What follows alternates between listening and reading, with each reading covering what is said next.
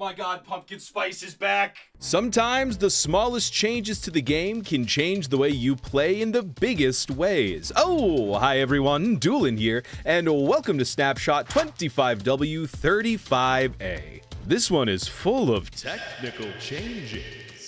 Well, you may be wondering to yourself, Dewlan, why in the world are you surrounded by all these pumpkins? Could it be because pumpkin spice is back? And mostly yes, but also no, because there's been a little bit of a change with the copper golem in the form of its hitbox. When it was changed last week, it was a little bit over a block, and now it's a little bit under a block, 0.98 blocks to be exact. This will make it a little bit easier for this guy to navigate underneath 1 block wide gaps, and if I'm not mistaken, it also puts it a little bit more in line with how Bedrock Edition has it. Why was Bedrock Edition and Java Edition's heights of all things in the hitbox different? That's an excellent question.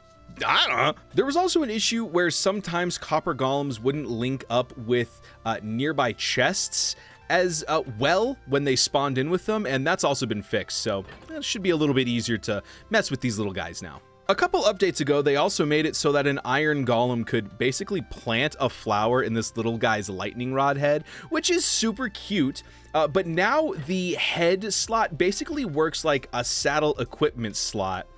So it's basically like what the mobs with humanoid heads have. As far as equipping goes. Currently waiting for the snapshot to load, and I noticed this fun little thing on the website where you can look around with a torch. It's the stronghold. I don't recall there being carpet in the stronghold. Is this like a little update thing? End update confirmed? I don't actually know how long this has been a part of the website. Oh, never mind. It changes. This one is a mine shaft, and that's definitely not a vanilla thing. Okay, so ignore what I said. End update not confirmed. Stupid game anyway.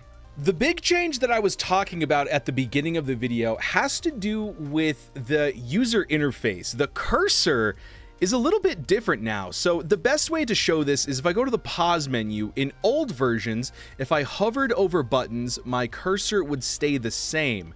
But now it's changing when it's on something that is clickable. Not only is this a change, but if I say go to options and look at a slider, as soon as I click on the slider, my cursor will change again to indicate that it can go left and right. It's a little weird seeing this kind of change after so long with having the same cursor, but if you don't like it, you can always go into your controls, go to your mouse settings, and disable the cursor changes. It's a small change, but I think it's nicer for people who somehow haven't picked up the game yet and maybe are a little confused with how the buttons work. All right, it's time to talk about the technical changes.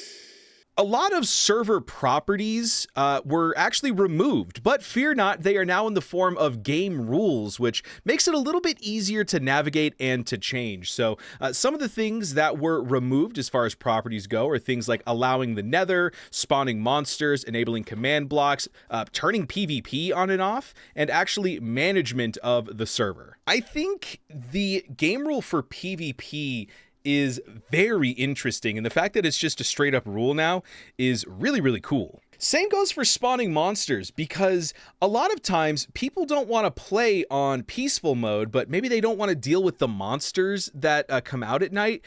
Maybe it's for not having to spawn proof their bases or stuff like that. But the fact that it's just straight up a game rule now is really cool. I think overall, it's just going to create a lot more customization available in servers. And then just a little bit of a change here. The block sprite and item sprite for the chain has now been changed to the iron chain because, of course, we've got other chains in the game now. A slew of bug fixes as well as these smaller snapshots tend to go. It seems like the fall drop is well underway for this update. I'm really excited, and I hope you guys are too. It's always a good time to see these smaller snapshots kind of fix some of the smaller bugs and make things a little bit more cohesive. I hope you guys enjoyed this snapshot, small as it may be. They all really start to line up and create something beautiful. Subscribe for weekly snapshot updates, and until next time, this is Dewlan, and I'll see you later. Bye now.